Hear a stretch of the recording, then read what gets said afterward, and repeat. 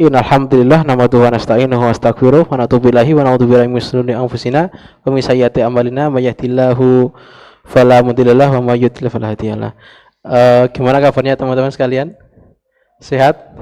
Alhamdulillah, meskipun kemarin kita sudah mulai masuk musim hujan tapi alhamdulillah masih terjaga kesehatannya ya. Semoga masih istiqomah sampai sekarang.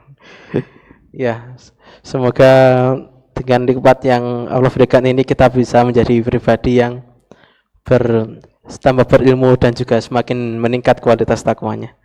Dan kedua, salawat serta salam semoga tercurahkan pada Nabi kita Nabi Muhammad Sallallahu Alaihi Wasallam yang pernah perjuangan beliau kita menikmati hidayah Islam dari zaman jahiliyah dan sampai sekarang ini. Jamaah yang dirahmati Allah Subhanahu wa taala, pada kesempatan kali ini kita akan membahas tema yang cukup krusial ya. Dan ini memang merupakan fakta sejarah yang akan mungkin selalu diulang-ulang ya, tentang komunisme ya Ustaz ya. Nah, yang dimana dulu pernah sempat terjadi di negara kita pemberontakan G30 SPKI yang dipelopori oleh Partai Komunis Indonesia yang akhirnya bisa ditumpas oleh Angkatan TNI kita. Nah, lalu dari situ kita akan coba mengurai sedikit atau mencoba mengurai setelah pengkhianatan G30 tersebut, kira-kira bagaimana aksi atau sepak terjang komunis tersebut.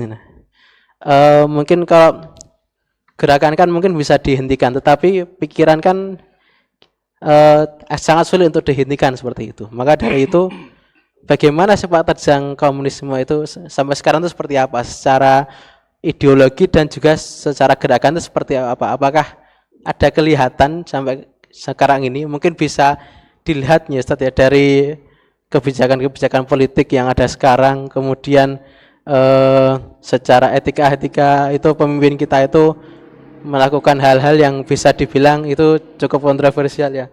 Nah, itu apakah bisa menjadi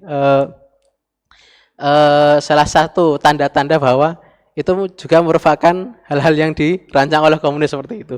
Nah, kalau sebelum itu mari kita dengarkan pembawaan dari pemateri kita, yaitu Ustadz Mu'arif ya. Sebentar. Astagfirullah.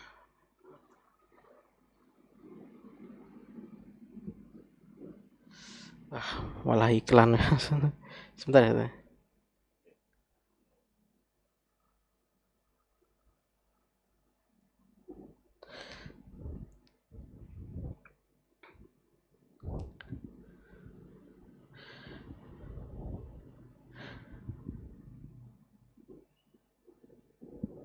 Oke, sebenarnya saya coba bacakan sedikit tentang riwayat pemateri kita pada malam kali ini, yaitu nama beliau adalah Ustadz Mu'arif, SPD MPD ya. Lahir di Kebumen 15 September 1977. Alamat rumah di Gowongan, Yogyakarta. Alamat kantor di Jalan Kiai Haji Ahmad Dahlan nomor 43 Yogyakarta. Kemudian beliau sekarang sedang menempuh S3 di UIN Sunan Kalijaga ya, Ustaz. Jurusan apa? Jurusan interdisipliner pendidikan Islam. Pendidikan Islam juga. Masya Allah ya. Kemudian riwayat pekerjaan beliau juga sangat banyak sekali. Terakhir jadi peneliti di Humanitas Global Jakarta ya.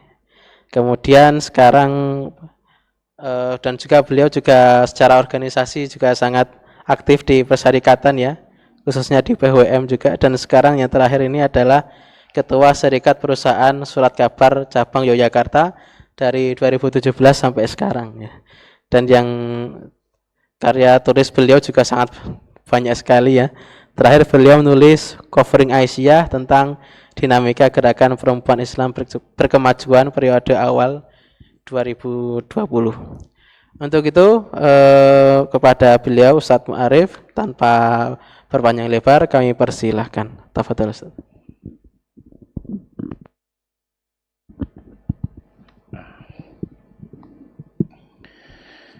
Bismillahirrahmanirrahim. Assalamualaikum warahmatullahi wabarakatuh. Alhamdulillah, alhamdulillahilladzi anzala sakinatan fi qulubil mu'minin liyazdadu imanan ma'a imanihim. Asyhadu an la ilaha illallah al-malikul haqqul mubin wa asyhadu anna Muhammadan abduhu wa rasuluh alladzi huwas shadiqul hadil amin. Allahumma sholli ala habibina wa syafina wa maulana Muhammad wa ala alihi wa ashabihi wa sallama tasliman katsira. Wa ba'd. Izinkan kalau tadi sempat membaca haji ya, saya mau mengutip hadis riwayat Muslim yang saya anggap relevan untuk topik kajian kali ini. Qala Nabi sallallahu alaihi wasallam, unsur akhaka zaliman aw mazluman. Unsur akhaka, tolonglah saudaramu, zaliman aw mazluman, yang zalim, yang jadi penganiaya, yang berkuasa, aw mazluman, atau yang teraniaya. Jadi dua-duanya ditolong. Alhamdulillah Bapak Ibu sekalian, sesuai dengan permintaan dari panitia, saya disuruh menyampaikan tentang topik masih eksiskah ideologi komunisme ya sampai saat ini. Jawabannya nanti, karena ini semacam hipotesis, nanti kita urai dulu data-data historisnya, biar nanti bisa dijawab pertanyaan tadi. Berkaitan dengan komunisme, nah, topik ini memang aktual, relevan, karena nanti di akhir bulan ini ada peristiwa yang selalu dikenang, selalu diingat, bahkan penanda untuk mengenang peristiwa tersebut ada film semi dokumenter lah ya. Karena konon tidak 100% seperti itu. Film semi dokumenter tentang G30S PKI. Nah, berkaitan dengan gagasan komunisme, biar ini nanti nyambung atau relevan dengan gerakan Muhammadiyah, ada beberapa poin bahasan yang sengaja saya kaitkan dengan Muhammadiyah. Tapi sebelumnya kita perlu melacak dulu jejak historis pemikiran komunisme sebelum menjadi kekuatan politik atau partai politik yang besar bernama negara komunis. Eksperimen di zaman modern ini ada Rusia, ada Cina, RC itu ya, ada Korea Selatan, Vietnam termasuk itu ya, dan lain-lain.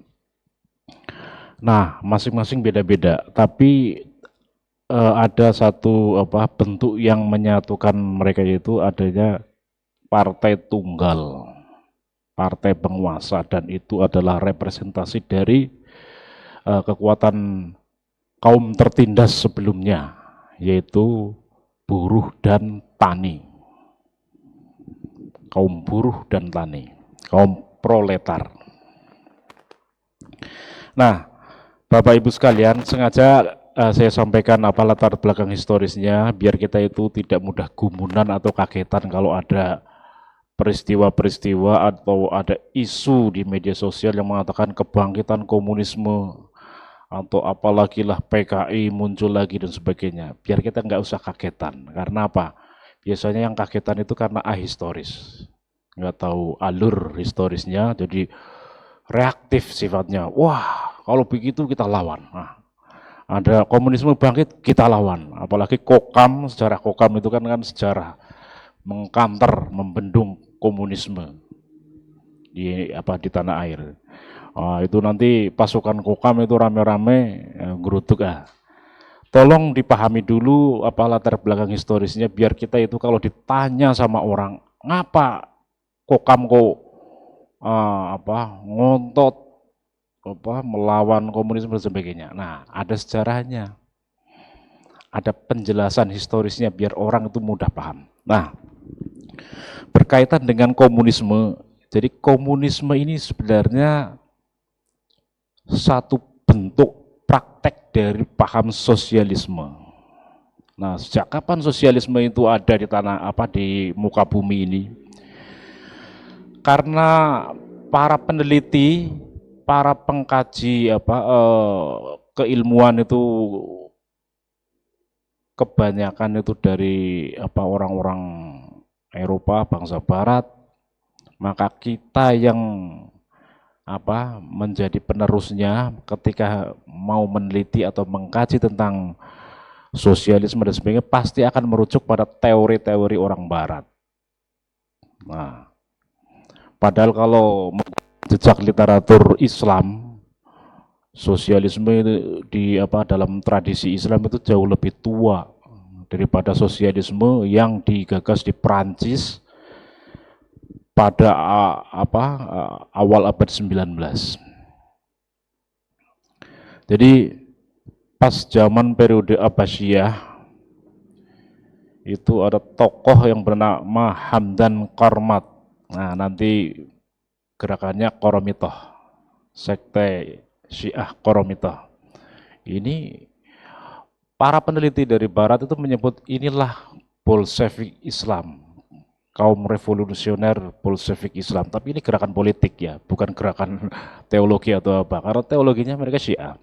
Tapi politik, kalau teologi dikawinkan dengan politik itu mengerikan. Orang itu bisa rela mati demi ketika masuk dalam kancah politik rela mati demi keyakinan. Itu yang ditakutkan oleh Barat. Nah, di Syiah juga ada kelompok yang sangat ekstrim, yaitu para pengikut Hamdan Qarmat Qoromitoh ya. Pada menjelang akhir Abbasiyah itu ya. Mereka inilah yang nantinya menginspirasi gerakan-gerakan perlawanan Syiah itu ya, termasuk runtuhnya Shah Iran itu nanti. Itu sebenarnya ada embrio-embrionya dari sana itu. Revolusi besar Islam Iran itu yang menumbangkan Shah Iran itu revolusi sosialis ya, agak komunis itu ya, tapi tidak sampai ke wilayah akidah. Makanya ulama atau cendekiawan muslim yang mengawinkan antara Islam dengan komunisme itu salah satunya adalah Ali Syariati, orang Iran. Ya, Ali Syariati itu Marxis dia itu. Nah, tapi pikirannya banyak dipakai untuk rujukan di kalangan akademisi. Kemudian di Rusia juga nanti ada revolusi Bolshevik ya, menumbangkan Tsar Rusia. Itu jelas itu Marxis, tapi Marxis yang menemukan bentuknya dalam bentuk negara ya. Dipraktekkan antara ideologi dengan kekuatan politik. Nah, ini ngeri. Terbentuklah negara komunis. Dulu itu Uni Soviet. Nah, sekarang Rusia. Nah, Marxis-Leninisme inilah yang banyak dikhawatirkan. Kalau cuma Marxisme tok, ya, Marxis dalam dalam tataran paradigma ilmu sosial Marxis ya, secara teoretik itu enggak terlalu berbahaya. Anda itu menulis skripsi, tesis, disertasi menggunakan teori pendekatan konflik Marxis. Contohnya, ada satu buku dan ini kebetulan kita pakai untuk rujukan di kajian ini, yaitu yang pertama Takashi Shiraishi, Zaman Bergerak. Itu kalau Anda itu baca dari A sampai Z, dari awal sampai akhir itu pendekatannya konflik terus itu. Karena teori kelas, pendekatan konflik, ini analisis Marxis. Apakah Takashi Shiraishi seorang Marxis? Enggak, dia akademisi. Tapi menggunakan teori Marxis, teori pertentangan kelas. Nah, kemudian buku berikutnya adalah Rickleff. Ya, Rickleff itu seorang idealis, seorang sejarawan, tapi dia itu ya pro Barat, jadi nggak menggunakan pendekatan teori Marxis. Tapi data-data historisnya kita pakai terus untuk membaca bagaimana sih peristiwa historis di masa lampau itu bergumul. Nah, kita akan kembali ke abad 19. Menurut teori sosiologi Barat, penemu gagasan sosialisme pertama adalah Saint-Simon, pendeta ini. Orang Prancis yang mengkritik budaya feodal di Prancis. Orang kaya, tuan-tuan tanah itu punya hak privilege. Mereka itu kaya-kaya semua dan para pekerja buruhnya itu diabaikan, kesejahteraan mereka diabaikan. Punya buruh, punya rewang lah istilahnya, pembantu. Akhirnya karena kesejahteraan atau keadilan sosial di kalangan kaum buruh atau para rewang ini diabaikan. Nah, mereka ini nantinya disebut ya mungkin kelas proletar lah ya, nanti kalau memakai teorinya si Marx, Karl Marx. Nah, ide awal sosialisme itu adalah keadilan dan kesejahteraan sosial. Keadilan dan kesejahteraan sosial, bukan bukan kekayaan individual maupun itu ya. Ya hanya kelompok elit aja itu yang bahagia, hidupnya bahagia, enggak. Tapi masyarakat harus ditegakkan atas prinsip keadilan dan kesejahteraan sosial. Nah, oleh Karl Marx, Karl Marx kemudian memakai teorinya Saint-Simon ini. Gagasannya Saint-Simon itu disebut sebagai sosialisme yang itu ngawang-ngawang, makanya disebut utopis, sosialisme utopis. Ini teorinya seperti itu. Jadi gagasan sosialisme tapi masih di ngawang-awang itu utopia. Kapan terwujudnya ya nggak tahu kapan. Nah, Karl Marx mengkritik, kemudian dia menemukan bentuknya, dia mengkritik revolusi industri di Jerman itu ya. Bahwa prinsip keadilan sosial itu harus jelas dan tegas. Harus ada pemihakan yang jelas siapa yang harus dibela, yaitu kaum buruh, para buruh pabrik itu ya, yang hak-hak mereka itu terabaikan oleh para penguasa modal, para pemilik modal, kaum kapitalis. Dalam bahasanya Marx itu bourgeois. Jadi ada dua kelas, bourgeois dan proletar. Karl Marx memetakan, membaca realitas sosial di dalam masyarakat itu kalau nggak ada kelompok kaya ya miskin. Nah, dua-duanya itu. Nah, yang harus dibela dan harus wujudkan prinsip keadilan sosialnya itu kaum proletar inilah. Caranya gimana? Karl Marx karena dia itu menggunakan analisa materialisme historisnya Hegel ya. Jadi dialektika historis. Jadi sejarah artinya sejarah benda, enggak ada di luar benda. Jiwa, ruh, Tuhan, ajaran agama enggak masuk. Jadi sejarah itu sejarah tentang benda, materialisme, ekonomi. Akhirnya jadi gerakan ekonomi, Karl Marx. Nah, kemudian untuk mewujudkan keadilan dan kesejahteraan sosial itu harus ada perubahan radikal pikiran dan tatanan sosial ke masyarakat yang berdasarkan prinsip keadilan sosial, tapi di atas kebutuhan ekonomi kaum buruh, kaum petani. Menghalalkan revolusi, pertumpahan darah. Halal itu kalau menurut teorinya Marx. Nah, sampai di sini kita berhenti di sini karena apa? Marx itu teoritisi, ya, bukan aktor kekuasaan. Karl Marx itu pakar teori sosial. Dia itu pakarnya apa? Teori sosial apa? Kapitalisme. Karena tahu kelemahan sistem kapitalisme, akhirnya menggagas teori tentang komunisme. Masyarakat komunis adalah masyarakat yang dibangun di atas kekuasaan kaum proletar atas dasar prinsip keadilan dan kesejahteraan sosial. Caranya gimana? Perubahan radikal yang menghalalkan pertumpahan darah. Yang penting kaum proletar ini naik kelas. Makanya borjuis proletar itu selalu konflik terus, dan yang harus dibela adalah kaum proletarnya. Nah, Karl Marx ini posisinya atau profesinya di beliau itu ya mungkin kayak kita semua ya, seorang penulis dia, seorang penulis, intelektual penulis, dan secara ekonomi dia itu melarat. Makanya ada perlawanan untuk berusaha merebut dominasi kekuatan ekonomi di tengah-tengah masyarakat. Caranya gimana? Proletar inilah yang disokong, yang lemah. Nah, kemudian teori kelas borjuis proletar ini oleh kaum akademisi muslim itu dibahasakan sebagai kaum tertindas, al-mustad'afun.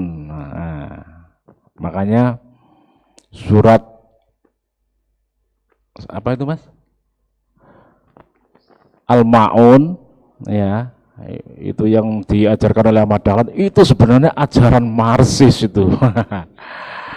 Karena apa yang dibela itu Al-Ma'un. Nah, ya, ini orang yang berpendapat seperti ini karena dia itu menggunakan kacamata teori Marxis. Ya. Beda lagi dengan perspektif lain. Makanya tadi saya mengutip hadis itu ya, riwayat Muslim, unsur akhoka zoliman au mazluman, tolonglah saudaramu yang zolim dan sekaligus yang terzolimi. Enggak cuma proletar, penguasa pun harus dikritik, tapi cara kita mengkritik itu dengan bijak ya.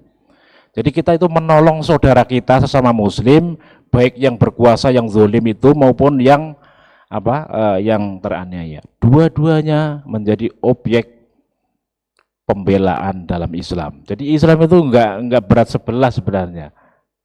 Jadi jalan tengah, ya. Unsur akhoka zoliman aw mazluman. Nah, ada satu lagi tokoh di Prancis yang mana Charles Fourier. Nah, ini menarik. Charles Fourier ini kan seorang seorang sosialis yang pikiran-pikirannya itu banyak diadopsi oleh seorang filosof pendidikan dari Brazil, Paulo Freire, pendidikan kritis. Jadi ada perbedaan antara Marx dengan Fourier ini, yaitu kalau Marx itu kan gerakan politik ekonomi ya di tengah masyarakat. Kalau Fourier ini gerakan sosial, intinya mendamaikan semua kelas. Tidak ada kelas kaya, miskin, kelas pintar, bodoh, enggak. Semuanya didamaikan. Tujuannya membentuk masyarakat yang tangguh itu tadi, didamaikan. Nah, kompromi. Ini Fourier. Nah, itu tadi tentang asal-usul sosialisme. Nah, kemudian tadi sudah saya sampaikan, Marx itu menemukan satu bentuk teori sosiologi sosialisme yang khas khusus untuk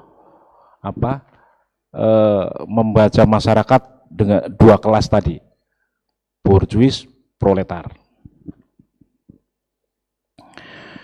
Ada perubahan besar. Nah, inilah yang agak mengkhawatirkan. Jadi dalam teori Marx itu menghalalkan revolusi itu sebagai konsekuensi dari alur berpikir dialektika ya. Ada tesis, sintesis, antitesa. Antitesis itu perlawanan. Nah, kalau dalam bahasa sekarang itu cut generasi ya, gitu kurang lebih seperti itu. Kalau struktur masyarakat dianggap timpang, ada kezoliman dan sebagainya, revolusi fisik. Ubah 100%. Nah, kira-kira peristiwa reformasi di Indonesia itu revolusi atau ini kan sempat berdarah-darah itu kan. Nah, beberapa kalangan peneliti dari luar negeri menyebut itu revolusi. Tapi kita menyebutnya reformasi karena apa? Ini kan prosesnya perlahan-lahan. Kalau revolusi itu cepat, masif, semuanya berubah total. Ya, coba revolusi di Iran, revolusi di Rusia, oh itu 100% berubah total. Nah, strukturnya, orang pejabat-pejabatnya diganti semua. Nah, itu revolusi itu. Nah, kalau reformasi kan dulu pejabat-pejabat Orba itu masih banyak bercokol ya kan. Nah, masih banyak yang meneruskan itu. Jadi itu bukan revolusi kalau menurut kita. Ya agak mirip-mirip revolusi, tapi bahasanya lebih halus reformasi. Kemudian bagaimana praktek sosialisme radikal atau sosialisme Marxis di Indonesia, terutama pada awal-awal sebelum Indonesia hadir itu ya, abad 19, awal abad 20. Itu masa-masa kebangkitan nasional, lahirnya kaum intelektual pribumi ya sebagai ekses dari kebijakan politik etis. Nah, muncul orang-orang terdidik dari kalangan pribumi, akhirnya termasuk munculnya gerakan Muhammadiyah itu sebenarnya salah satunya itu bisa kita lihat sebagai efek dari kebijakan politik etis. Nah, karena apa? Aslinya kaum pribumi itu mereka itu jauh pengetahuan ini ya untuk membentuk satu gerakan yang modern itu jauh itu. Ya gambaran asli pribumi, watak asli pribumi yaitu di pondok-pondok pesantren dari dulu sampai sekarang ya kurang lebih seperti itu. Kalau sekarang udah ada perubahan dikit lah. Nah, jadi tertutup, daya literasinya rendah, secara ekonomi kelas sosial itu ya, karena memang struktur masyarakat kolonial itu memang sangat kompleks. Kaum pribumi itu ada di lapis ketiga. Lapis pertama keturunan Belanda itu ya. Ya lapis kedua orang-orang dari timur jauh, ada Arab, Cina, India itu mereka dapat hak privilege. Yang terakhir itu pribumi. Di kalangan pribumi pun ada kelas-kelas lagi. Ningrat itu bangsawan, ada kelas biasa kayak rakyat biasa lah ya. Umat Islam di situ yang kerasa rakyat biasa, rakyat jelata. Nah ini kan coba strukturnya tim itu efeknya apa? Itu efeknya sangat dampaknya sangat besar karena akses ekonomi, politik, pendidikan itu sangat susah itu. Orang Muslim dari kelas dalam struktur masyarakat pribumi kolonial tadi itu ya, itu kalau mau melanjutkan sekolah yang tinggi, aduh susahnya, harus tipu-tipu dulu, melewati jalur birokrasi, tipu-tipu dulu, baru bisa. Itu pun syaratnya cerdas, dan satu lagi ada berbau keberuntungan lah itu. Banyak cerita tentang kaum intelektual pribumi yang bisa menempuh pendidikan tinggi, tapi mereka itu harus tipu-tipu dulu itu ya, memalsukan umur, latar belakang keluarga dari aslinya dari rakyat jelata, tapi bilangnya ikut keluarga bangsawan mana, nah itu baru bisa tembus. Kalau nggak kayak gitu itu nggak, agak sulit itunya. Atau Indonesia sebelum merdeka, kita akan mengenal sosok sosok asing dari Belanda, namanya Sneflit. Panggilan populernya itu Henk Sneflit. Ada nama panjangnya tapi saya lupa itu ya. Panggilan populernya Henk Sneflit. Nah, ini orang ini populer banget pada awal abad 20. Ada hubungannya juga dengan Muhammadiyah. Nah, Sneflit. Sneflit ini adalah anggota pendiri organisasi sosial demokratis pertama di Indonesia. Ideologinya apa? Marxis, Karl Marx. Dia pertama kali datang ke Indonesia 1913, langsung melamar pekerjaan sebagai wartawan di Surabaya Handelsblad. Nanti ketemu dengan beberapa tokoh nasional, salah satu diantaranya adalah Cokro Aminoto. Tapi Cokro sudah punya prinsip tersendiri karena beliau adalah orang terdidik, orang berpendidikan. Kemudian pada 1914 Henk Sneflit ini mendirikan Ormas, organisasi sosial kemasyarakatan non pemerintah, namanya Indis Sosial Demokratis Vereniging, ISDV. Inilah organisasi ormas Marxis pertama yang berhasil masuk di Indonesia dan mendapat tempat di kalangan kaum bumi putra, terutama kaum mudanya. Kader-kader paling militan dibentuk di daerah Semarang. Kader yang paling menonjol adalah seorang bernama Semaun. Inilah ketua SI Merah dari Semarang, Semaun. Nah, si Semaun ini kerja di buruh sepur pakai kereta api, pegawai perkereta apian. Ini mampu mengorganisasi massa. Nah, ada hal yang menarik di sini. Ada ungkapan kayak gini. Kadang secuil kekuasaan itu lebih efektif daripada setumpuk kebenaran. Nah, ini kita uji dalam praktek sejarahnya ISDV. ISDV awalnya kan gerakan yang sangat idealis, sosialisme Marxis betul itu ya, idealis betul. Ini mereka itu enggak berpikiran untuk bikin negara, itu enggak, negara komunis enggak. Membentuk kekuatan politik dalam masyarakat biar bisa melawan kolonialisme, melawan kapitalisme ya. Mereka itu sistem perkaderan itu sangat keren. Si Sneflit ini selain orator, para pendidik itu mentor, ketika ngomong itu jadi gini, mungkin punya kekuatan verbal yang sangat karismatik, jadi orang ketika diceritain mudah terpengaruh. Ini ciri-ciri ideolog kayak gitu. Jadi omongannya itu bisa menggetarkan hati si pendengar. Henk Sneflit. Nah, kemudian lewat murid-muridnya, termasuk murid paling tangguhnya itu si Semaun, berhasil menginfiltrasi Sarekat Islam sebagai ormas atau kekuatan politik terbesar umat Islam pada zamannya. Karena ini kekuatan politik ya. Sarekat Islam sudah jadi partai politik, tapi tidak berorientasi untuk menjadi Indonesia merdeka, itu belum. Jadi kekuatan politik, karena menjadi kekuatan politik seolah-olah kan kayak ada kayak struktur yang punya otoritas untuk mengatur segala urusan umat Islam itu ya. Nah, inilah Henk Sneflit itu cerdas. Dia kalau hanya mengandalkan ISDV yang kerjanya kayak orang MPKSDI itu mentori orang-orang, diceramahi, ada proses ideologisasi dari rumah ke rumah, dari aum ke aum, itu nggak akan efektif. Itu paling mendapatkan kader berapa gelintir.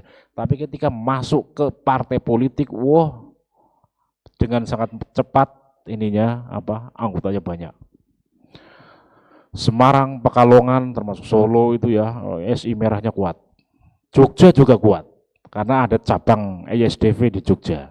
Salah satu pengurus ISDV cabang Jogja adalah muridnya Ahmad Dahlan. Nah, itu Marsis betul itu. Siapa muridnya Ahmad Dahlan? Haji Fakhrudin, ketua ISDV cabang Jogja. Ini otomatis ini anak buahnya Sneflit, si Haji Fakhrudin ini. Dan salah satu mentor dari gerakan ISDV selain Sneflit ada tokoh lain, ada Adolf Bars. Bars ini pernah diundang ke Kongres Muhammadiyah di Jogja, di Kauman, dan dikasih waktu untuk ceramah propaganda tentang sosialisme, marxisme. Dipersilahkan sama Muhammadiyah. Coba bayangkan, zamannya Ahmad Dahlan. Bahkan di forumnya Aisyah pun dipersilahkan. Itu artinya apa? Pada masa awal gerakan Muhammadiyah memang ini masih terbuka itu ya, organisasi terbuka, belum menemukan bentuk ideologinya. Nah, tapi nanti proses berjalannya waktu Muhammadiyah menemukan bentuk ideologinya. Banyak pemikiran yang mereteli, tersisih. Jadi banyak pemikiran yang enggak terpakai lagi di Muhammadiyah, tapi zaman-zaman awal itu sempat menjadi kekuatan besar di Muhammadiyah. Nah, selain Semaun, terus di Jogja itu ada Haji Fakhrudin, di Solo ada tokoh yang sangat keren, revolusioner. Para peneliti dari luar negeri itu sangat tertarik mengkaji tokoh ini. Ada namanya Haji Misbah, Haji Merah, kiai komunis itu. Iya, komunis dari Solo. Haji Misbah ini adalah pendiri perkumpulan pengajian Sidik Amanah Tabligh Fatonah, SATV, embrio Muhammadiyah Solo, PDM Solo. Sidik Amanah Tabligh Fatonah. Bahkan Ahmad Dahlan, Kiai Ahmad Dahlan adalah salah satu kiai yang sering rutin mengisi pengajian di sana. SATV ini didirikan, salah satu pendirinya adalah Haji Misbah. Nah, Haji Misbah ini sangat tergila-gila dengan pemikiran Marxis-Leninisme, mengawinkan Islam dengan Marxisme. Nah, karena pada masa-masa kolonialisme adalah masa-masa situasinya ekstrim dalam arti kayak gini. Karena ada ketidakadilan sosial, ada penjajahan, ada dominasi dari pihak asing yang memanfaatkan menyerap atau menguras perekonomian kaum pribumi. Nah, kaum pribumi menjadi terbengkalai, di luar sejahtera itu ya. Mereka melarat karena ada pihak asing yang datang. Nah, ini suatu situasi ekstrim.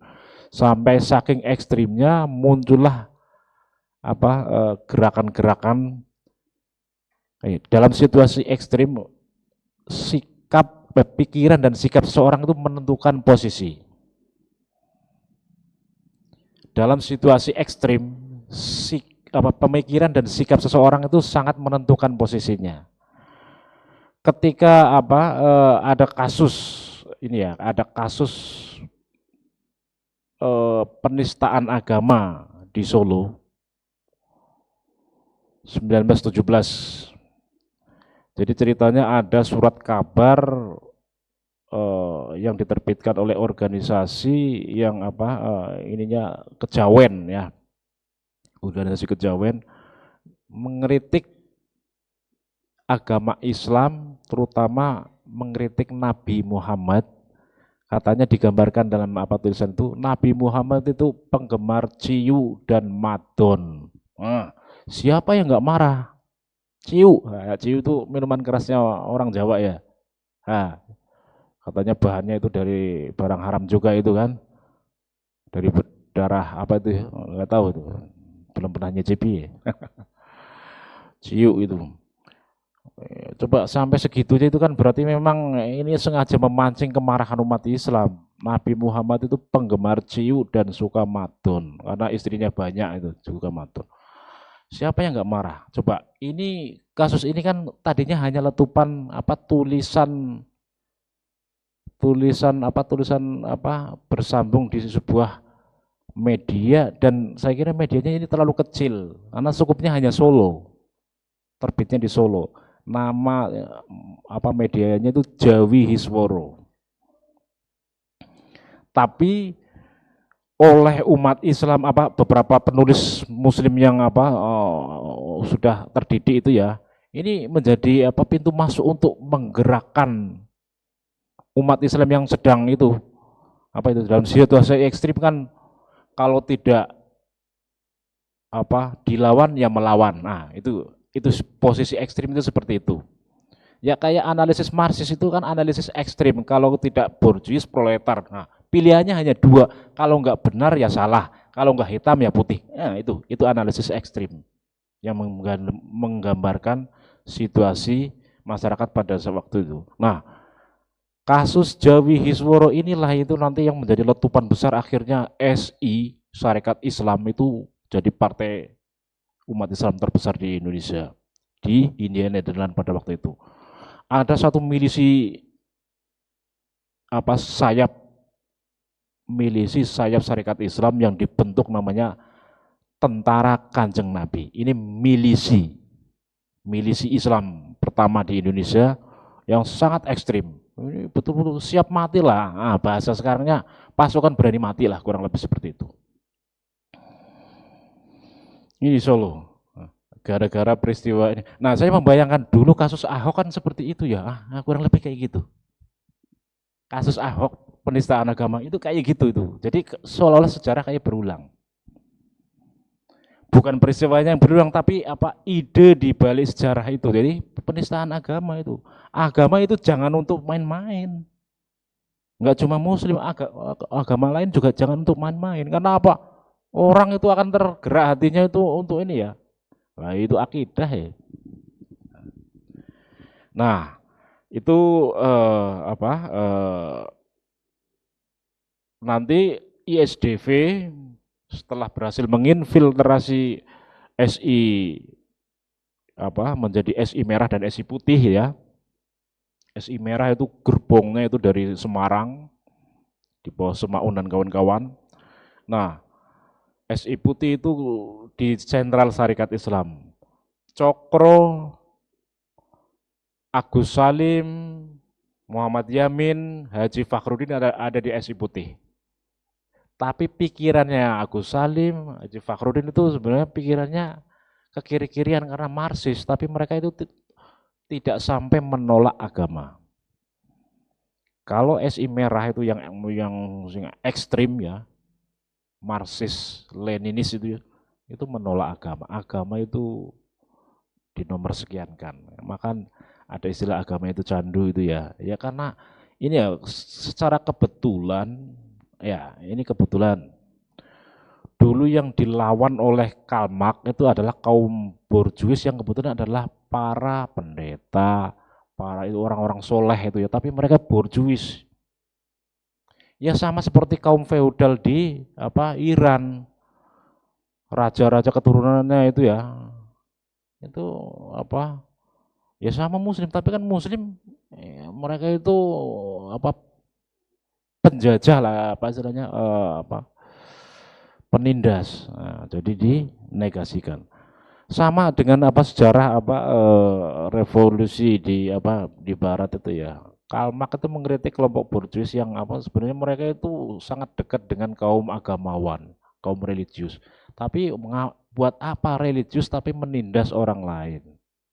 Makanya agama itu menjadi musuh gerakan ekonomi yang sangat ekstrim. Nah, itu nanti pada 1924 ISDV itu berubah menjadi partai politik Indis Sosial Demokratis Partai. Bukan Vereniging lagi, tapi Partai Komunis Hindia Nederland. Yang itulah embrio dari PKI, Partai Komunis Indonesia, yang meletus pada 65 ya. 30 Desember 65 itu.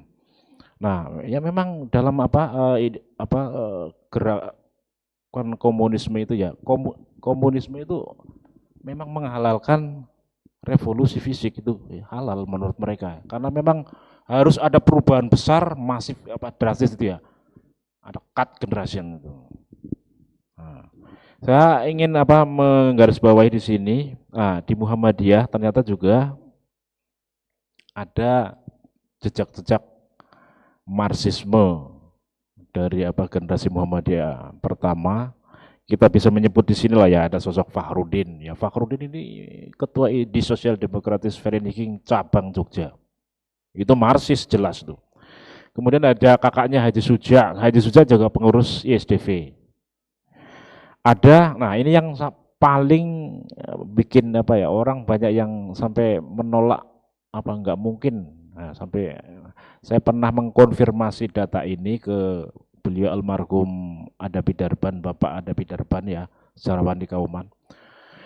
Ada tokoh Muhammadiyah, pengurus pusat, bahkan langganan menjadi panitia kongres. Nah, kalau sekarang panitia muktamar ya.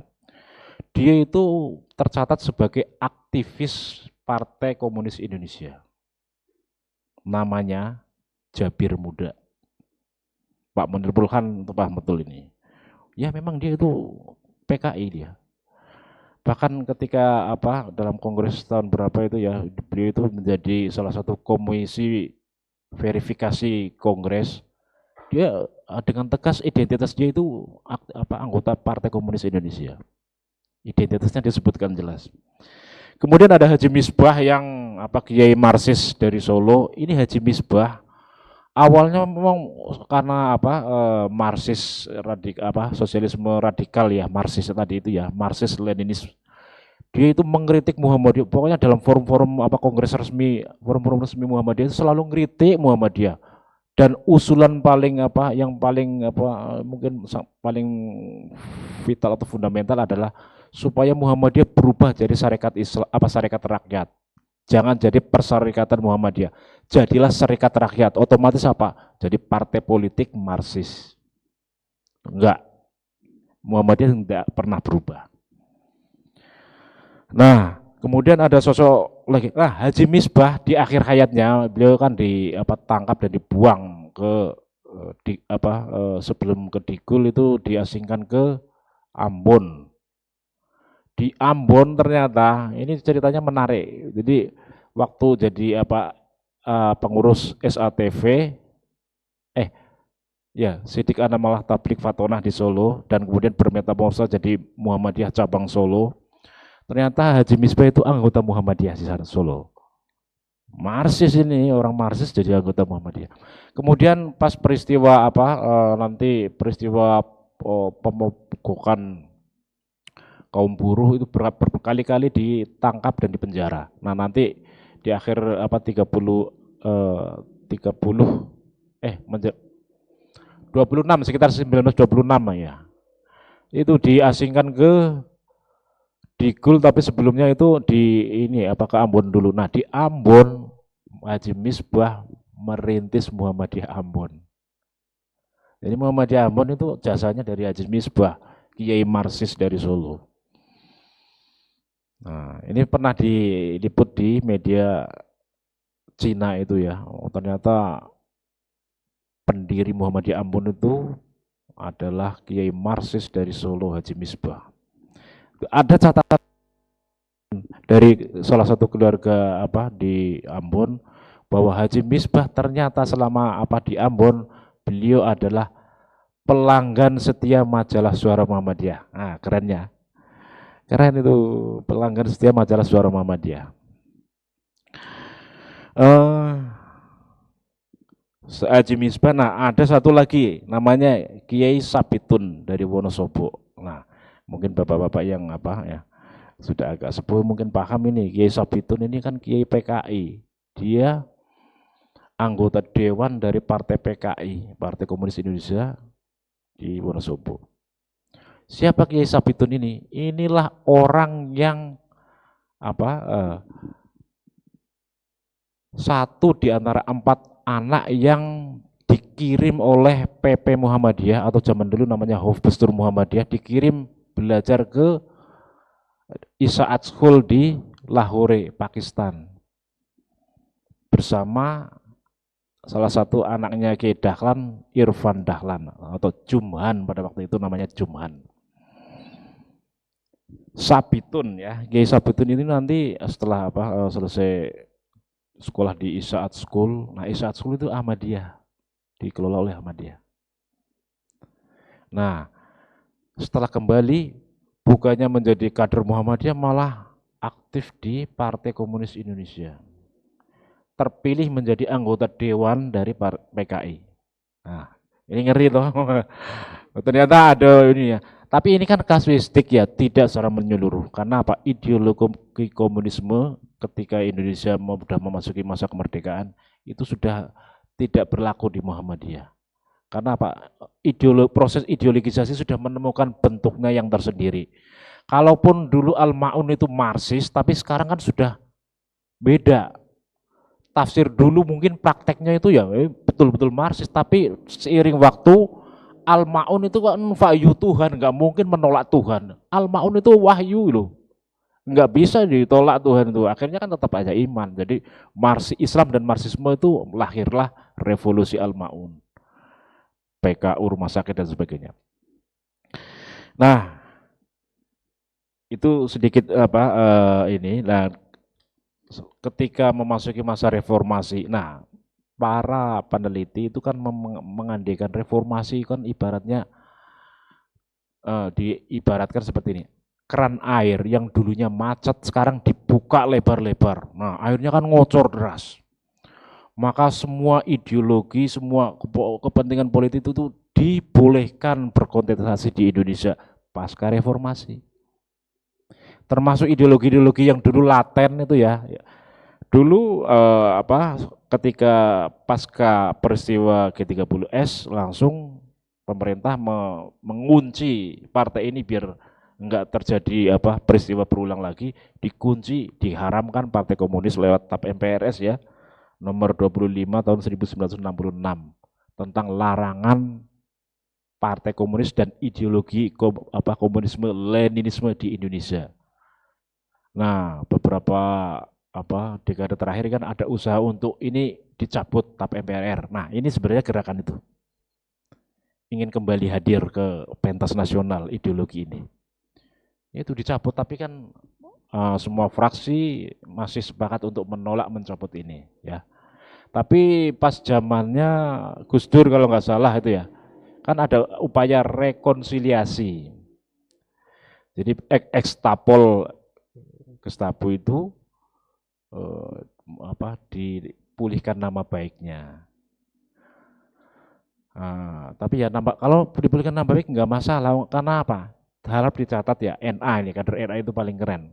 Pasca Gestapo kan banyak keluarga ex Gestapo itu, terutama istri dan anak-anaknya kan terlantar mereka karena para suaminya kan ditahan, ada yang macam-macam lah itu ya. Mereka itu terlantar. Anak-anak NA di kota gede ngopeni keluarga ex Gestapo. Bahkan ada yang sampai aktif jadi di jajaran struktural NA. Ini menarik itu. Jadi nggak sampai kewirangan terlantar mereka gara-gara ada kebijakan politik TAP MPRS ini loh yang mengunci gerakan komunisme Leninisme di Indonesia. Nah, sebagai gerakan politik, terutama partai politik, memang komunisme itu sudah selesai. Tapi sebagai paham ideologi otak itu ya, pikiran tentang Marxisme itu selamanya itu masih akan tetap hidup selama masih ada ketidakadilan tata ekonomi sosial yang jomplang itu ya. Ketidakadilan sosial itu biasanya ide-ide kritis melawan itu hadir. Ya sama ketika Indonesia merdeka sudah ini, kalau sistem pemerintahannya enggak mengakomodir kaum duafa, mustadafin, kaum yang lemah itu ya, kebijakannya cenderung pro yang kaya-kaya, yang kaya makin kaya, yang miskin lebih terdesak. Biasanya pikiran-pikiran revolusioner itu akan hadir. Ya, meskipun TAP MPRS-nya sudah dicabut, tapi orang bisa jadi bentuk bisa bermetamorfosa. Tidak lewat partai, mungkin lewat gerakan, ormas atau apa itu ya. Lewat program. Nah, bisa aja itu. Marxisme. Jadi menyelenggarakan satu program tapi tujuannya untuk ini. Nah, sama dengan pikiran-pikiran Marxisme. Jadi di sini kita itu ingin mengatakan bahwa Marxisme itu sebenarnya enggak sesederhana itu PKI, enggak. Jadi ini Marxisme itu sebenarnya satu konstruksi pemikiran, ideologi, sikap, bahkan struktur politik bisa dipahami seperti itu. Nah, saya ingin menyampaikan beberapa poin penting berkaitan dengan komunisme ya. Komunisme kalau dilihat sebagai filsafat ya, cara berpikir atau paradigma ya. Itu sebenarnya ada beberapa catatan. Yang pertama, dalam materi komunisme itu prinsip pokok ya itunya dalam filsafat itu secara ontologis bahasa itu angelnya. Hakikat hidup itu adalah benda. Sejarah adalah dialektika kebendaan, perubahan benda dari benda. Jadi manusia itu yang dilihat ya fisiknya ini, bukan ruhnya. Ruh itu ya kalau dilihat nomor sekian, fisiknya yang dilihat. Kebutuhannya apa ya? Materi, makan, minum dan sebagainya, kesenangan itu yang dilihat. Itu materialisme historis. Dalam memahami proses dinamika hidup itu secara dialektis. Ada tesis, sintesis, antitesis. Tesa, sintesa, antitesa. Jadi tesis itu masalah, ada ketimpangan, ada ketidakadilan sosial. Antitesanya apa? Revolusi, ubah 100% ya. Dengan cara apa? Dengan berbagai macam cara, silakan. Itu halal, nah, menurut mereka. Akhirnya nanti terbentuklah tatanan kehidupan baru yang berkeadilan sosial berdasarkan kebutuhan masyarakat proletar.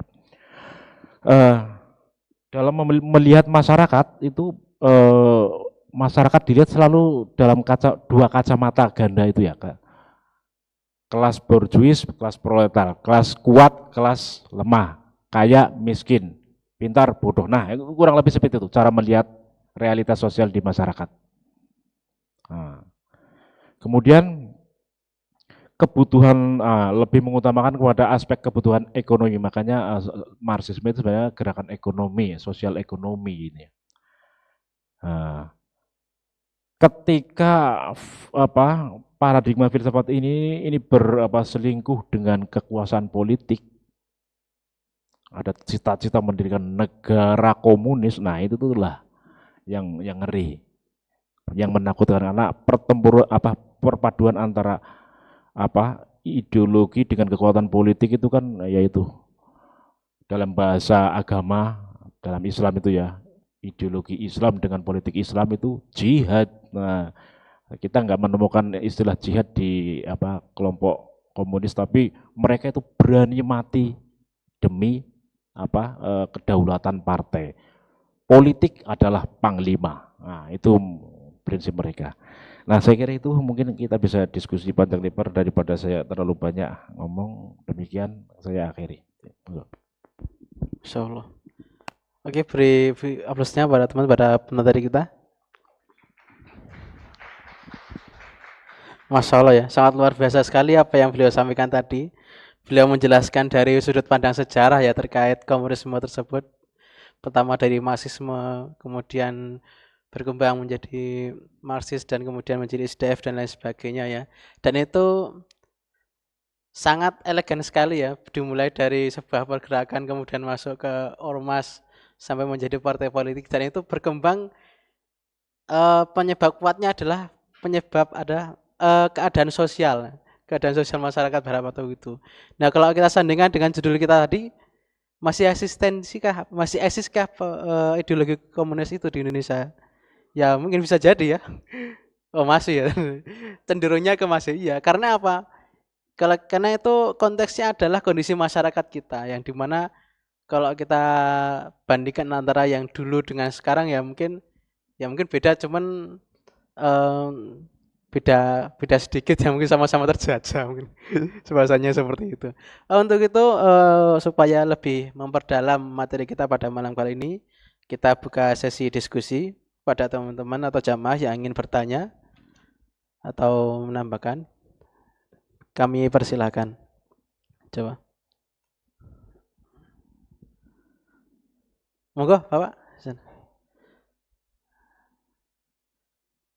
Ada yang lain? Oke. Oke. Monggo Bapak dulu.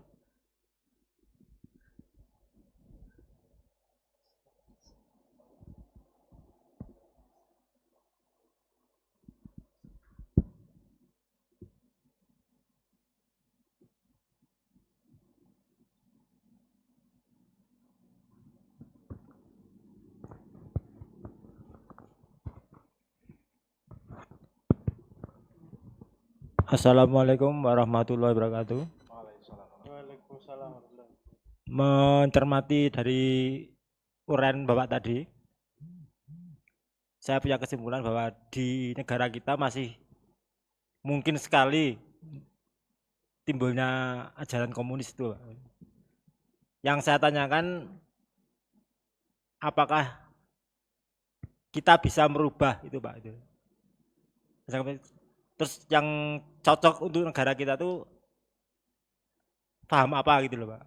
Jadi ajaran seperti apa gitu yang untuk cocok untuk negara kita itu.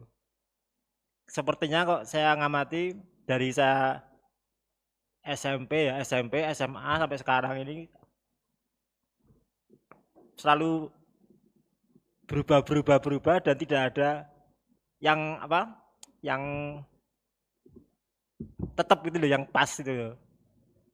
Jadi paham apa yang kita ada di negara kita itu yang pas untuk kita. Itu aja. Assalamualaikum warahmatullahi wabarakatuh.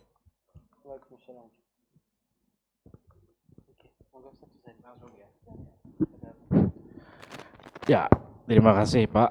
Bapak siapa nggih? Pak Indra, Pak. Pak Indal. Iya, iya, iya. Terima kasih Pak. Ya memang ini pertanyaan yang banyak juga sering ditanyakan. Kita mencoba menjawabnya secara formal aja ya. Karena kita hidup di negara Indonesia NKRI. Dasar negara kita adalah Pancasila. Itulah secara otomatis ideologi kita adalah Pancasila. Cuma Pancasila dalam pandangan Bung Karno dan para founding father Indonesia yang lain itu punya tafsiran yang beda-beda. Beda-beda. Jadi dulu pernah Bung Karno mempraktekkan ideologi Pancasila secara dalam konteks demokrasi terpimpin. Itu kayak ya orang banyak yang nggak setuju. Termasuk wakil presiden pada waktu itu Bung Hatta juga menolak konsep demokrasi terpimpin. Kemudian demokrasi parlementer pada awal-awal itu ya. Dan sekarang demokrasi presidensial itu ya. Nah sebenarnya demokrasi Pancasila ada apa ini ya? Ini kayak panggung besar. Siapa aja itu bisa menampilkan adegan atau tema atau pertunjukan yang spesifik ya. Jadi prakteknya itu nanti bisa bermacam-macam. Cuma gini Pak, kita sangat beruntung Pancasila ini sudah diakui oleh seluruh bangsa Indonesia dari Sabang sampai Merauke pada waktu itu ya, pada waktu diproklamirkan. Dan ini menjadi semacam kesepakatan bersama di kalangan antar umat beragama di Indonesia. Ini yang kemudian oleh Muhammadiyah itu langsung diikat atau dikunci dalam konsep ideologis di Muhammadiyah sebagai Darul Ahdi wa Syahadah. Negara Pancasila itu Darul Ahdi wa Syahadah itu. Cara memahaminya gimana? Ada konteks historis yang harus dipahami. Jadi dulu ketika Jepang itu sudah mulai melemah gitu ya, perang Pasifik pecah, Jepang melemah karena diserang dari banyak kubu. Sebelum peristiwa bom Hiroshima, rakyat Indonesia itu menghendaki, terutama di kaum muda itu menghendaki cepat dimerdekakan, jangan mengandalkan belas kasihan dari Jepang. Jadi betul setelah Jepang dibom 15 Agustus 16 Agustus ya. Itu 15 Agustus bom Hiroshima. Ah, itu Jepang kelemah dan mereka mengakui sudah lemah. Tapi pasukan-pasukannya kan masih bercokol di banyak negara itu yang masih masih termasuk di Indonesia itu masih pegang senjata itu. Cuma secara politik mereka itu di pentas dunia itu lemah udah. Karena udah dibom itu. Kehancurannya itu luar biasa itu untuk mengembalikan kehancuran tadi itu butuh sumber daya pokoknya terkuras lah sumber daya manusia, ekonomi, finansial macam-macam itu semuanya terkuras. Nah, dalam posisi yang strategis inilah kaum muda itu cerdik. Ini posisi yang menguntungkan, kesempatan sangat menguntungkan. Merdekakan, proklamirkan. Nah, 17 Agustus itu kalau Bung Karno nggak dipaksa oleh kaum muda nggak akan merdeka itu. Nggak ada proklamasi. Nunggu janji iming-iming dari Jepang. Karena waktu Jepang datang ke Indonesia kan diiming-iming nanti akan dimerdekakan asal mau membantu Dai Nippon. Nah, ketika sudah diproklamirkan ada proses berikutnya yaitu membentuk negara, maka terbentuklah BPUPKI. Nah, dalam sidang BPUPKI yang salah satu poin yang tidak dibahas adalah bentuk negara. Mayoritas anggota BPUPKI itu menghendaki negara Islam Indonesia. Padahal yang representasi dari umat Islam itu hanya segelintir orang, tapi para nasionalis itu mereka ya setuju kan, mereka memang diposisikan di gerbong nasionalis, tapi sebenarnya kan Muslim juga. Bung Karno Muslim, Muhammadiyah dia. Hatta ya jelas Muslim bukan Muhammadiyah. Si Haji Agus Salim Muslim Muhammadiyah itu jelas itu. Ketika dorongan untuk mendirikan negara Islam ya jelas manut aja. Cuma oleh perwakilan dari Jepang itu tidak diperbolehkan negara Islam karena negara sekuler harusnya. Dari situlah ada kompromi. Kompromi. Jadi konsep Darul Aji wa Syahadah negara konsensus berdasarkan kesepakatan dan persaksian yang dideklarasikan itu. Ini jadi ada kompromi tawar menawar. Kalau sudah final nggak boleh bikin negara Islam, berarti ada pikiran dari kalangan umat Islam, berarti nilai-nilai Islam, nilai-nilai ajaran Islam harus mewarnai dalam konstitusi negara Indonesia. Negara nggak Islam nggak masalah, tapi secara konstitusi diwarnai Islam. Nah itu akhirnya kan tercapai kesepakatan Piagam Jakarta. Meskipun akhirnya nanti dari kalangan Indonesia Timur juga kontra itu ya, karena dulu itu ada 7 kata itu ya yang jadi masalah menurut mereka, karena ya 7 kata dalam Piagam Jakarta itu secara eksplisit jelas itu pernyataan Islam itu jelas. Jadi meskipun negara Islam Indonesia, Republik Indonesia itu bukan Republik Islam Indonesia, tapi dalam konstitusinya itu jelas itu konstitusi Islam. Berarti hukum Islam itu harus masuk. Nah ini yang menjadi keberatan bagi perwakilan Indonesia Timur, Maramis itu ya dan kawan-kawan. Akhirnya Bung Karno mengutus orang Aceh itu Tengku orang Aceh, tapi gagal. Orang Aceh ini nggak bisa melobi Ki Bagus karena Ki Bagus itu orangnya, kalau bahasa sekarang mungkin kolot, teguh pendirian, nggak bisa dipengaruhi oleh orang lain. Dia kalau sudah negara Islam harus negara Islam. Ki Bagus itu menghendaki negara Islam, termasuk Hasyim Asy'ari. Bukan Hasyim, Wahid Hasyim, anaknya Hasyim Asy'ari. Itu juga pro negara Islam, Indonesia harus jadi negara Islam. Ternyata lewat Kasman Singodimedjo yang kebetulan pada waktu itu adalah orang Muhammadiyah dan juga anggota PPKI termasuk panitia 9, ini bisa melobi Ki Bagus. Ya, lobi sesama kader kan lebih cair ya. Kita sama-sama orang Muhammadiyah itu kan lebih tahu lah. Dan memang di situ ada semacam ungkapan janji ya. Ini kalau dicabut 7 kata itu insya Allah nanti sistem hukum Islam akan mewarnai sistem konstitusi Indonesia, dan itu disampaikan oleh Bung Karno. Kasman merekam itu. Nah, rekamannya di mana? Kasman menulis buku Renungan dari Tahanan, itulah. Buku ini kayak semacam pernyataan galau atau gelo penyesalannya Kasman.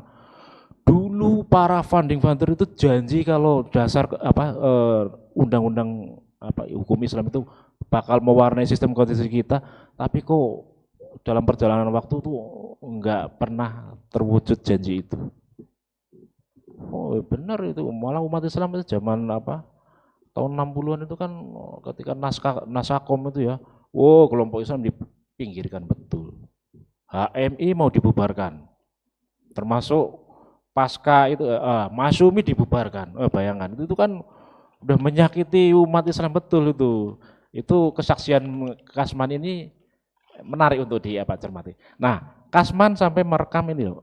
Ternyata ada semacam janji yang belum tertunaikan dari para founding father bahwa hukum Islam harus mewarnai sistem konstitusi kita.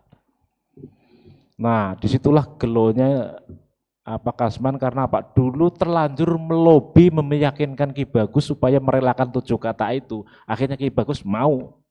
Gara-gara Kasman ini loh, bukan perwakilan dari Aceh itu, bukan. Akhirnya cabut dan disepakati, akhirnya jadilah dasar negara kita. Jadi itu demokrasi Pancasila kita ya. Kita mengakui Pancasila sebagai dasar negara, dan ini memang unik. Ampuh Grand Syekh Al-Azhar aja sampai hormat itu dengan Pancasila. Pancasila ini berhasil menyatukan bangsa-bangsa Indonesia yang banyaknya minta suku bangsanya banyak, bahasanya juga ratusan. Coba di negara-negara Timur Tengah yang katanya pakai hukum Islam itu ya, dasarnya Islam. Cuma berapa suku bangsa aja konfliknya nggak selesai sampai sekarang.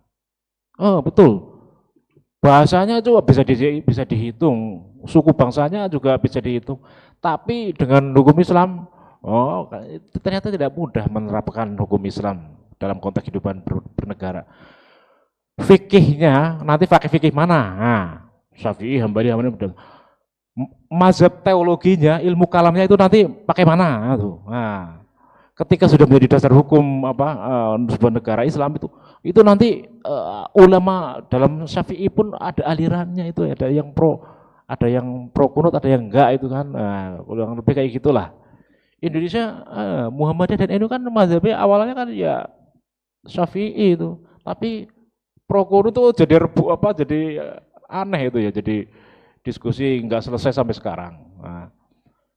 Jangan lupa Muhammadiyah periode awal tuh fikihnya itu Syafi'i ya.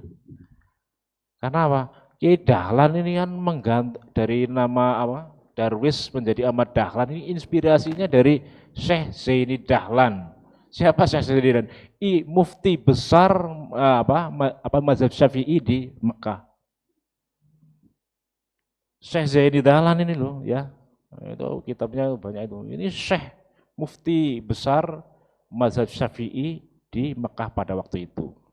Jadi Kiai Dahlan menginspirasikan namanya diubah dari Darwis menjadi Ahmad Dahlan, biar kayak gitulah, kurang lebih kayak gitulah ya. Kira-kira itu Pak. Terima kasih Ustaz Ma'arif atas jawabannya. Jadi intinya ideologinya itu masih Pancasila, tapi meskipun harus disempurnakan lagi gitu ya Ustaz. Ya. Oke, masih ada pertanyaan lagi? Monggo, silakan. Waalaikumsalam warahmatullahi wabarakatuh.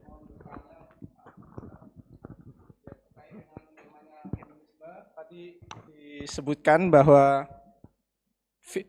film semi dokumenter itu fakta sejarahnya yang benar bagaimana, Pak Ustadz? Mungkin bisa diceritakan bagian-bagian mana yang disembunyikan atau bagian-bagian mana yang mungkin asli gitu ya, biar kita tahu fakta sejarahnya.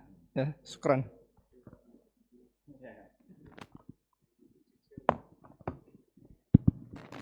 Ya ini seperti yang pengetahuan saya aja ya. Nah, pengangkatan jenazah itu yang di Dudung Buaya itu asli, dokumenter asli film. Itu ya. Jadi nggak ada skenarionya. Orang-orangnya juga asli itu ya. Tapi alur cerita dari awal sampai itu korban itu kan udah pakai figuran semua. Ya, konon katanya ketika penyiksaan enggak kayak gitu. Nah, itu kan ngeri banget lah nyiksanya toh. Terus kelompok Gerwani digambarkan kayak gitu. Ya mungkin ketika si pembuat skenario nya itu menggali data, mungkin pas informannya itu ya menyampaikan hal-hal yang beda itu ya, tidak sesuai dengan fakta.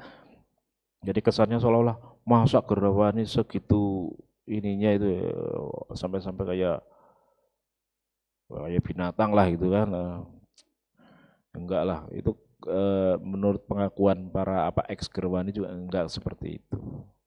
Ya memang keras tapi enggak kayak gitu yang digambarkan. Itu menggambarkannya itu kelewat sadis itu. Terus skenario Dewan Jenderal. Nah, ini yang enggak selesai dari sampai sekarang itu enggak selesai. Karena apa? Yang dituduh dan yang menuduh itu ya sama-sama itu lewat konspirasi lah itu ya. Bagi mereka itu para pelaku G30S, mereka menyebut gerakan itu bukan G30S, gerakan Untung. Karena yang dipimpin oleh Letnan Untung itu ya, Kolonel Unul Letnan Untung ya. Jadi militer dari angkatan darat itu rata-rata itu menyebutnya itu G30S. Nah, jadi ada Dewan Jenderal, ada enggak itu ternyata enggak pernah bisa dibuktikan itu isu Dewan Jenderal. Nah, terus siapa aktor di balik itu? Nah, ini sampai sekarang teka-tekinya. Tapi para peneliti dari luar itu biasanya objektif. Ya, mereka nggak punya kepentingan ya. Menyebut malah tokoh-tokoh bangsa ini itu yang memang jadi ininya jadi dalangnya. Tapi ya wallahu a'lam lah, kita nggak pernah tahu karena data di balik peristiwa ini kan ya tidak pernah terpublikasikan secara ini. Bahkan dulu itu pernah di arsipnya itu kan jadi dikunci nggak boleh dibahas itu. Karena pasca penumpasan G30S itu kan korbannya lebih banyak lagi. Ya kan penumpasan G3 XX itu ya setelah dibubarkan itu kan itu jadi kasus HAM dunia itu, orang pada menyebut militer itu bertanggung jawab. Enggak cuma militer, kita pun sebenarnya bertanggung jawab, tapi ya mungkin secara oknum ya, bukan secara organisasi. Karena ya ini sebenarnya wajar karena dulu orang-orang Muhammadiyah mubalik jadi sasaran tembak, diculik sama itu loh aktivitas PKI.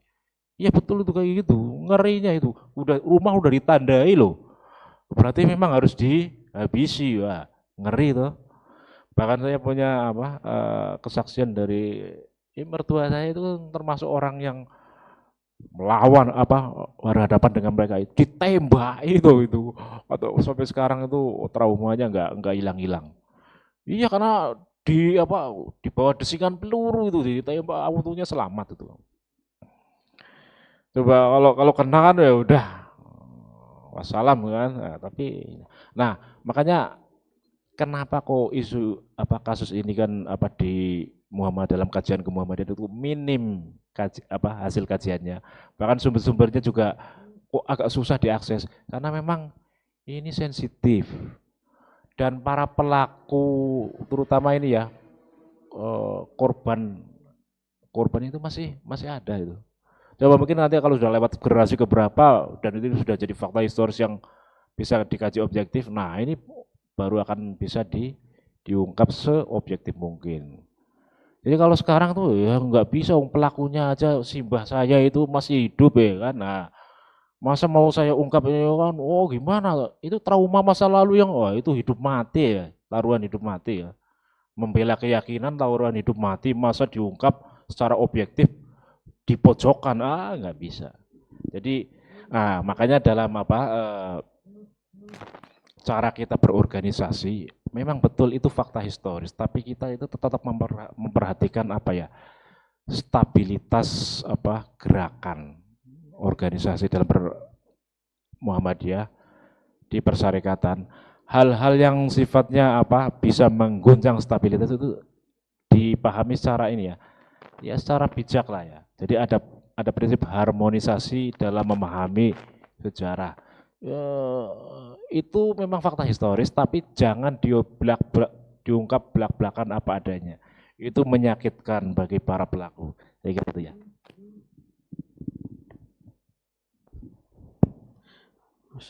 Oke, terima kasih.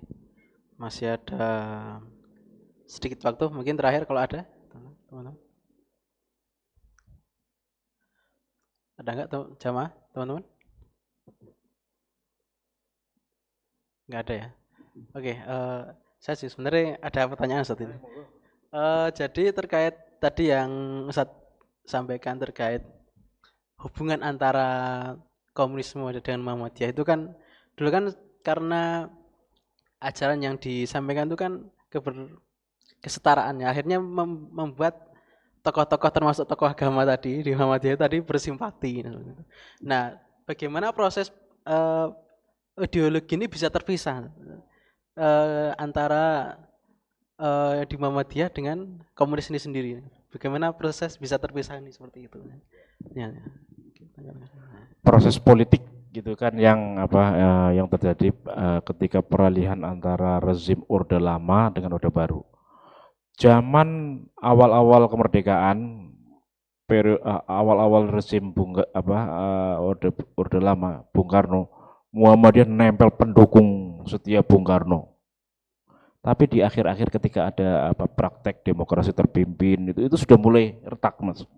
Karena bahan Muhammadiyah tokoh-tokohnya itu dipantau terus loh, karena pendukung di parlemen, pendukung rezim Bung Karno itu kan terutama dari komunis, partai komunis itu sangat getol itu loh, niteni orang-orang Muhammadiyah yang kritis nanti didepak. Sampai-sampai Masyumi, puncaknya kan Masyumi dibubarkan itu, dibubarkan. Padahal posisi Muhammadiyah pada waktu itu adalah anggota kehormatan, posisinya Muhammadiyah. Otomatis kan ikut kena juga imbasnya itu. Jadi ada seruan atau klaim dari tokoh komunis, siapa itu yang agak kurus itu, Nyoto kalau nggak salah itu. Jadi bukan cuma partainya yang dibubarkan, tapi ini loh jaringan atau partai itu, organisasi pendukung partai itu juga harus ditindak. Termasuk pada masa awal itu HMI juga mau dibubarkan tuh. HMI mau dibubarkan, tapi kenyataannya nanti tidak ada kompromi politik. Peran Ahmad Badawi itu sangat vital di situ. Bisa mencairkan suasana, bisa melobi Bung Karno supaya tidak melakukan tindakan-tindakan yang bisa merugikan Muhammadiyah. Coba kalau enggak dikendalikan ya, Kiai Badawi tidak mampu mempengaruhi Bung Karno, sudah bubar mungkin ya, Muhammadiyah dibubarkan. Kalau dibubarkan secara organisasi kan udah, ya berarti udah enggak ada Muhammadiyah. Tapi pikiran tentang Muhammadiyah tetap ada itu. Nah itu, jadi bagaimana proses sejarah itu bisa terpilah ya. Jadi pada masa-masa masih menjadi pemikiran ya Marxis Leninis itu ya, Marxisme itu ya, itu kan itu levelnya paradigma itu ya, filsafat pergerakan kiri. Tapi ketika sudah memasuki masa Partai Komunis Indonesia itu kan udah bukan lagi paradigma aja, tapi udah gerakan politik kekuasaan itu ya, masuk ke kekuasaan itu kan. Itu udah pisah, Muhammadiyah udah pisah. Jadi nggak ada secara resmi pikiran komunisme di Muhammadiyah itu sudah melipir, udah tersaring. Tapi bekas-bekas revolusioner itu masih ada. Ya karena dulu teologi Al-Ma'un itu ya nggak cuma melahirkan PKU Muhammadiyah, tapi juga Aisyah. Aisyah itu lahir dari Al-Ma'un loh juga. Kemudian nanti muncul gerakan itu tuh yang haji, penolong haji itu juga dari situ. Panitia Perbaikan Perjalanan Haji Indonesia itu ya, yang menginisiasi pertama Muhammadiyah itu kan. Sekarang dikelola Kemenak gitu kan.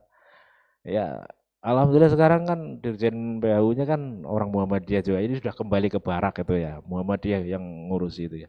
Artinya itu sudah orang di tempat yang benar itu, pas itu ya. Itu miliknya Muhammadiyah. Karena memang yang merintis orang Muhammadiyah. Saya kira itu ya Mas. Baik, terima kasih jazakumullah khairan pada Ustaz Mu'arif atas tanggapan dan juga penyampaian beliau. Baik, jamaah sekalian, kita sampai di penghujung acara. Terima kasih atas kehadiran jamaah sekalian. Mari kita akhiri pengajian pada malam kali ini dengan membaca hamdalah dan kifaratul majelis. Subhanakallahumma wa bihamdika asyhadu an la ilaha illa anta astaghfiruka wa atubu ilaik. Walhamdulillahirabbil alamin. Nun wal qalami wa ma yasturun fastabiqul khairat. Sebelumnya pengumuman alhamdulillah infak kemas pada malam kali ini terkumpul Rp137.000. Alhamdulillah. Jazakumullah khairan.